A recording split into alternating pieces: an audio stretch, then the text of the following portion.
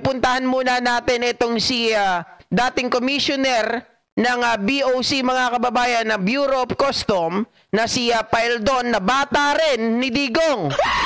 Nagulat, mga kababayan, sa pahayag ni Congresswoman Luistro. Totoo naman na nalusutan ang mga taong ito. Kung hindi man nalusutan, hindi siguro, mga kababayan, makakalabas ng custom yung mga cylinder na sinasabi. Pakinggan nyo. Thank you. I wish to direct my next question still to the BOC. Commissioner Faeldon, are you aware of this shipment number MCLU 61881? I'd like to request Your Honor to please refresh my memory. I cannot remember that. MCLU 61881. May napansin ba kayo, mga kababayan? Ano ang significant? Ano ang common denominator? Hindi na naman na alam. Please refresh my memory. Di ba?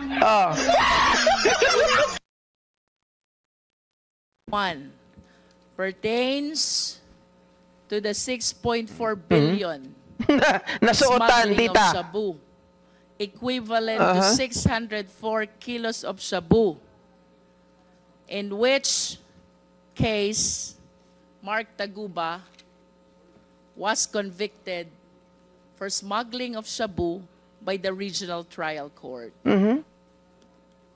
That is MCLU 61881. Kanina po, Commissioner, you said, you admitted with the documents which are being required during importer's accreditation, walang kayang itagong information ang importer sa inyo.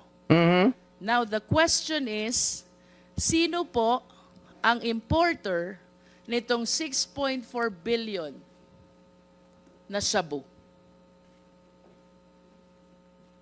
Hindi ko na po matandaan, ma'am, kung sino po yung importer niyan. That importation has been a subject of a long court litigation. I understand, Commissioner, but this is an incident which really shook the BOC. Sabi ni Doc Ami, nagkakaroon sila lagi ng temporary amnesia kapag nasusukol. Ganon din yung sabi ni ni Ma'am Mona Nases. Yan ang common denominator, Doc. 'Di ba? Matik yan kapag DDS ka, requirements maging tanga, maging bopols, at sigurado, requirements din yung maging makakalimutin ka. Diba?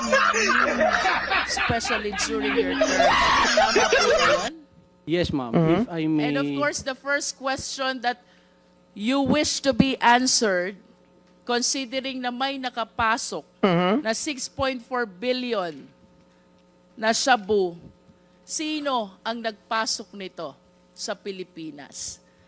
I want to refresh your memory, Commissioner Faeldon. Ayan na. Walang makakapag-import without the importer's accreditation. You likewise said, with the ample requirements which are being required from the importer, walang kayang itagong information ang importer from the Bureau of Customs.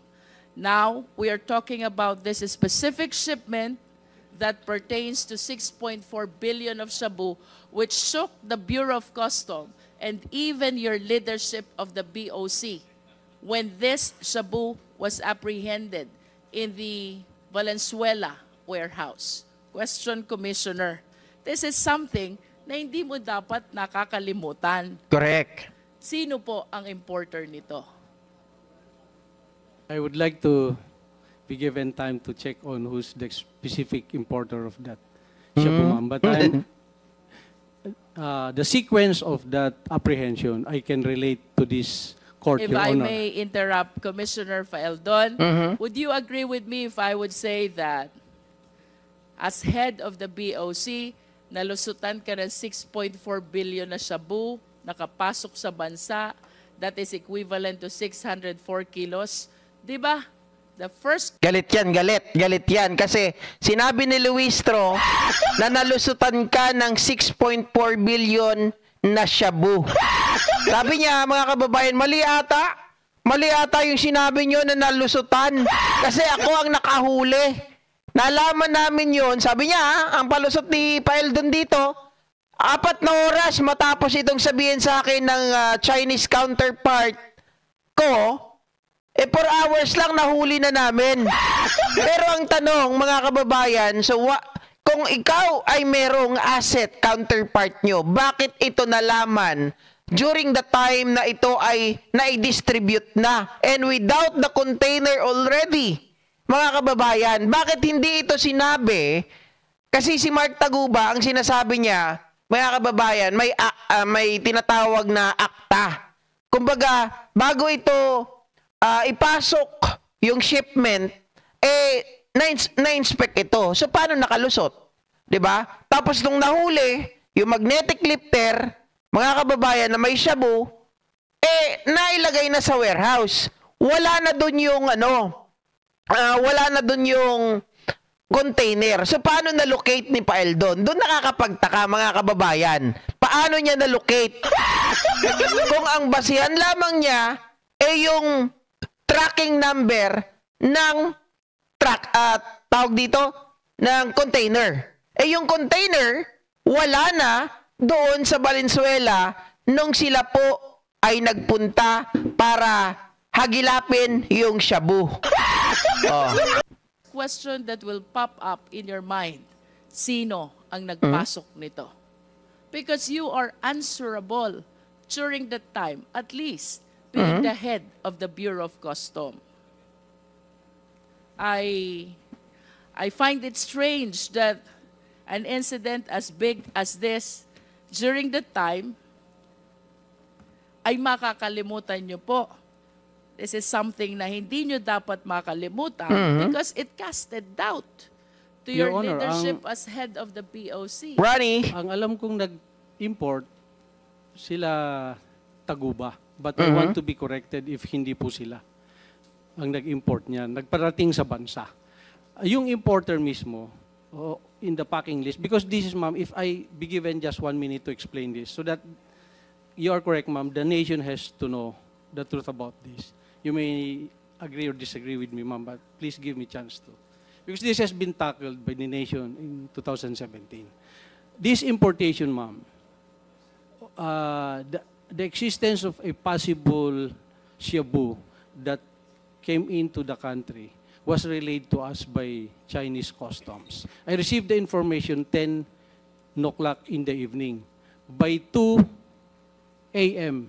following day, that's just 4 hours, okay. nahanap na po namin kung naasan siya. So that's why I beg to disagree. Nakita nyo, mga kababayan, kung gaano kabilis, within just 4 hours after he get the information from his counterpart, hinahanap na nila. Pero questionable talaga. Yung sinasabi ko sa inyo kanina, paano niya nahanap? Nung pumunta sila doon sa, kasi sabi ni Taguba, kasi pag sinabing general merchandise, kasi sa isang shipment, sa isang container, iba-iba yung may-ari. Diba? Kasi nakalagay doon, nakadeclare general merchandise. Siyempre, mga kababayan, kung may contraband, hindi nila sasabihin. Diba? Ngayon, dahil nga meron daw counterpart na nagbigay ng information kay Paeldon, binigay yung tracking number nung tawag dito, nung container. Ngayon, mga kababayan, wala na yung container.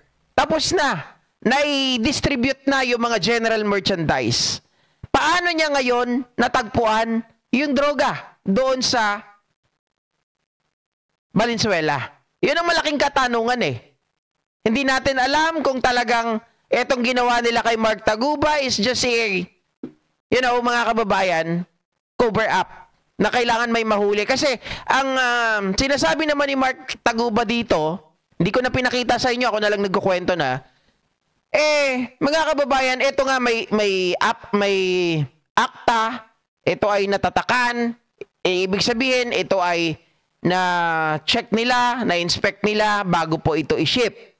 Tapos, mga kababayan, ang sisti pa rito,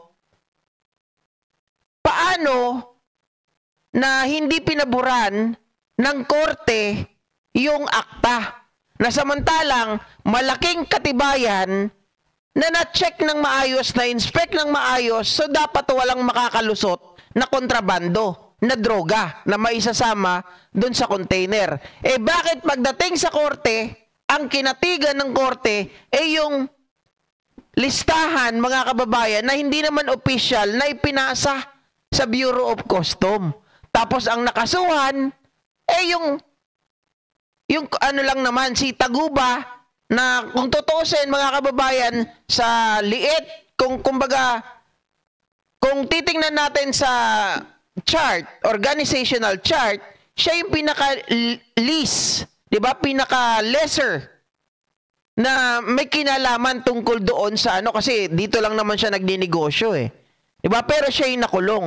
Yung importer, yung point of origin, yung may-ari, wala po silang nahanap.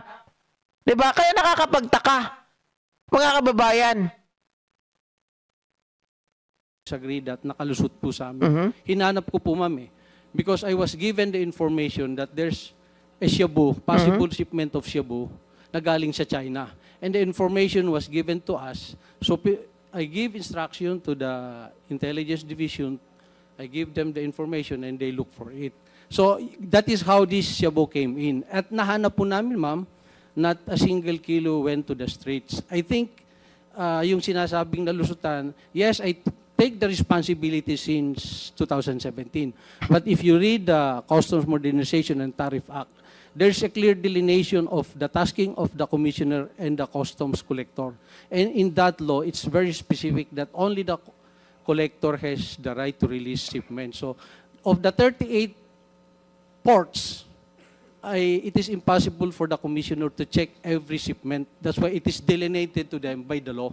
The verification and authority to release all those shipments does not Doc Peli rely on the Perez. commissioner anymore. It is now on the individual port collectors.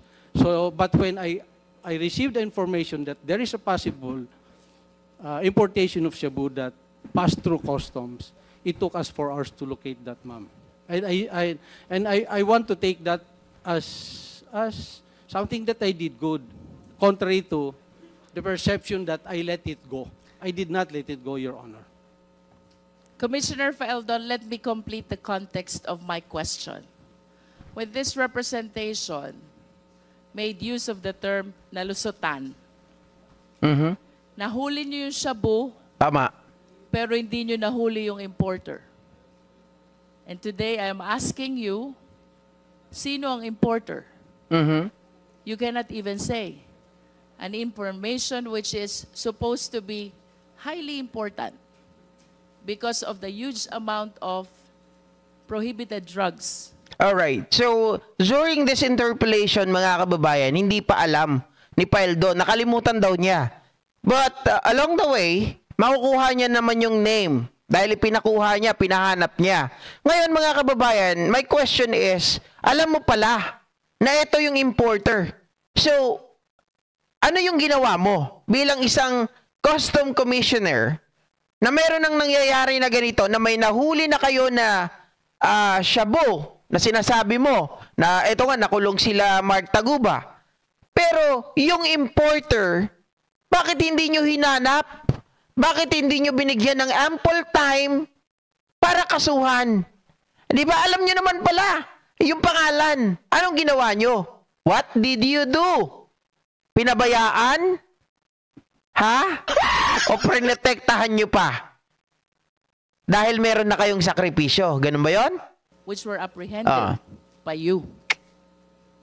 Hindi ho ba quite strange yan na hindi nyo matandaan or perhaps you did not bother to check sino po ang importer nito?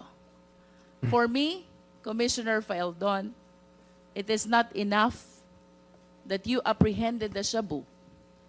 You should have arrested the people responsible for the shipment of shabu as well. kung parehas nyo pong nahuli, yung shabu at yung tao, you might be correct. Hindi po kayo nalusutan. Pero nahuli nyo yung shabu, hindi nyo nahuli yung tao, I hope, with all due respect, you will understand why I use the terminology nalusutan ang BOC. All right. 'Di ba? I don't know what is kung sino ang nauna. Yung magnetic lifter ba nila, tawag dito mga kababayan, nila Ansierto at ditong sila Jimmy Guban, or yung kila Mark Taguba? Kung ang sa sarili kong espekulasyon or opinion, kung nauna po yung kila Guban na nagkaroon ng kaso na dahil nga sila po ay nakita nila, 'di ba? Sila yung nag-imbestiga na merong magnetic lifter na ang laman ay shabu. Kung may nahuli na una 'yon, mga kababayan, malamang sa malamang ang nangyari dito sa kaso ni Mark Taguba ay kailangan lumabas na bida sila.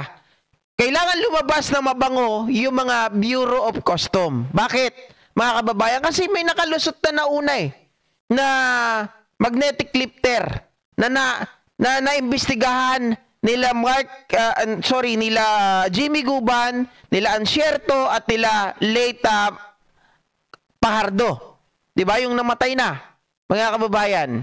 So parang dito, ang nangyari dito, paglilinis lang din, mga kababayan. Ay, parang ganito yan eto na, nagkabukingan na. So kailangan may managot doon sa ipinasok na shabu gamit yung pagiging broker nito ni Mark Taguba para mapagtakpan, mga kababayan, yung unang pangyayari na naimbestigahan nila Colonel Ansierto at nila Jimmy Guban. Yun ang palagay ko, mga kababayan, pagtatakip lamang. Kasi sabi nga ni Jinky Luistro, nalusutan kayo. Bakit? Nahuli nyo yung shabu, pero yung importer, hindi nyo nahuli. Which is, mga kababayan, lagi naman ito, very common, na doon sa mga, tawag dito, sa mga investigasyon, laging sinasabi na yung mga nahuhuli kapag nagkainitan at kapag nagpapalit po or sabihin natin masyado nang maingay ang sitwasyon or sabihin natin masyado nang napaghiinitan yung mga tao, ang ginagawa, naglalagay sila ng sakripisyo. 'Di ba? Pag naglalagay, bakit mo nasabi, GP? Ito yung kwento sa Taytay. Yung kila Akop, mga kababayan. Meron dyan kwento na nag-iimbestiga sila tungkol sa drugs na yung tao ang nagsusupply ng shabu para ibenta ay pulis. Ngayon yung tao na binibigyan dahil magpapalit na ng panibagong chip, may pasalubong. At dahil napag-iinitan na walang mga huli itong mga gago na to, kailangan nilang kumuha ng sakripisyo. Ngayon, ang isasakripisyo nila, yung mga tao din nila para may huli, para tumaas yung ranggo. So ganito rin dito, kapag napag-iinitan na at talagang laman na ng social media, laman na ng mainstream media, ay kailangan na may mahuli para bumango. So palagay ko, yung nangyari kila Mark Taguba, mga kababayan, yun ay isang paraan ng paglilinis. Kasi, nagtataka ka, nahuli yung shabu. Pero, yung importer, hindi ka man lang nagkaroon ng due diligence. Sabi nga ni Luistro, hindi man lang kayo nagbigay ng ample time to double check, to research kung sino yung tao na to, kung saan nyo siya mahanap, kung paano siya mahuhuli. Diba? Walang ganon, mga kababayan. Sabi ni Monases, malamang tama ka, Sir GP. Hindi ko naisip yan, Kasi nga, sa pakikinig natin, nagiging matalino tayo. Sa mga hearing na to, na nakikita natin sa Congress, mga kababayan, ay napagtatanto talaga natin na may kalakaran na ganito. Sabi ko nga sa inyo sa pinanggalingan namin na lugar, naging kalakaran din yan. Na kapag halimbawa, yung mga tao doon dati na nagbibenta ng shabu, tao rin ng mga pulis. At kapag sila ay masyado ng mainit, mga kababayan, ipapahuli yan sa kapwa nila pulis. Tapos makikipagpatayan, dadating ba sa point na papatayin nila yung tao? Makikita namin, binabaril doon sa bubong. Kasi tumatago doon. Nagbabarilan sila sa bubong. Kasi yung tao, masyado ng mainit, masyado ng maraming alam. Kaya ngayon, kailangan nilang tudasin, utasin, para nang sa ganon, kunwari, may achievement sila. Ganon. Mga kababayan, meron pa nga dyang kwento Pulis din, may hawak dun sa tao. Tawag dito, kumuha yung pulis ng isang member ng gang. Nakalalaya lang. Itong member ng gang, kumuha ng kabrad niya. Tapos yung kabrad niya ngayon, mga kababayan, ang gagawin pala doon, siya mangunguna sa tao na nanakawan nila, i-snatchan nila na galing sa bangko na tiktikan na pala. Pagdating sa dulo, mga kababayan, isinakripisyo yung brad na kinuha. Tapos sa kanila na yung pera. Ganun lang yun.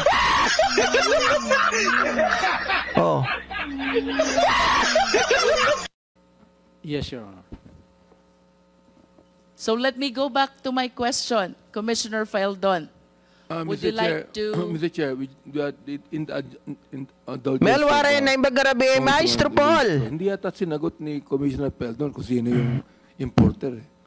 Please tell us kung sino yung importer.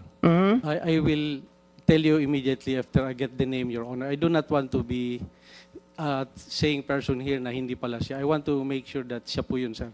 I am asking someone to... Then you do not have it even know verified right to me. now? You're not even sure right now?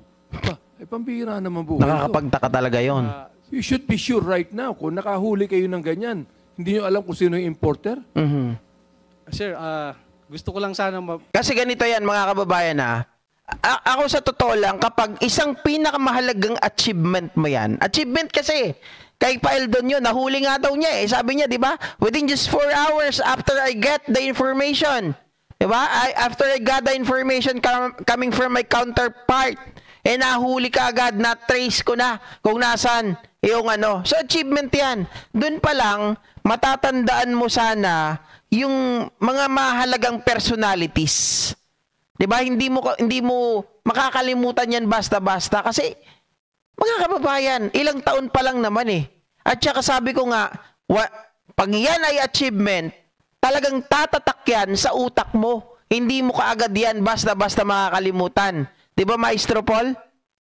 Ganun 'yun. Pero pag ito nakalimutan mo, mga kababayan, it's either ito ay hindi mo talaga pinagtuunan ng pansin or yung pangalan na yan, mga kababayan,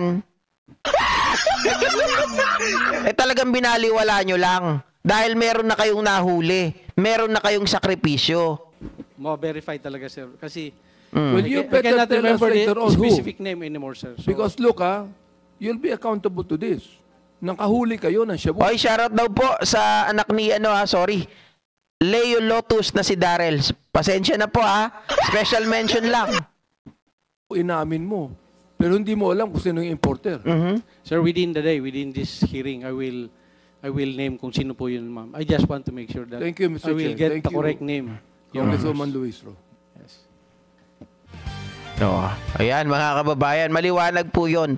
At mas mahaba pa yan sa mga gusto pong makapanood ng kumpletong detalye niyan. Talagang itong si Faeldon, ginisa po nila. Kasi marami pong nagtataka, bakit ganun ang nangyari? Sa dami po, mga kababayan, kahit kay Jimmy Guban, na sila na yung nag-imbestiga, sila pa yung nakulong. Tapos dito naman, kay Mark Taguba, conspiracy daw ito, mga kababayan. Conspiracy, pero ilan lang yung nakulong. Yung mga tao ng custom, hindi nakasuhan. Nakakapagtaka. Paano makakapasok yung tawag dito yung mga container kung hindi alam ng mga custom yan? Yung mga tao sa custom. Yung pinagpipilitan ni Mark Taguba, may may tatak ng akta. Doon pa lang na-inspect nila. Dahil hindi naman tatatakan ng akta yan kung hindi nila na-inspect. So dapat, kung may sisisihin kayo, hindi ako. Dapat sila. Kasi sila yung nag-imbestiga, sila yung nag-inspect. Dapat may pananagutan din sila. Di ba? Bakit ako lang? Yun ang sinasabi ni Mark Taguba, mga ka-GP Natics. Di ba? Sabi ni Sir Danilo Wellar, basta mga tao ni Digong ang gagaling, ang galing-galing talaga magtanga-tangahan. Oh.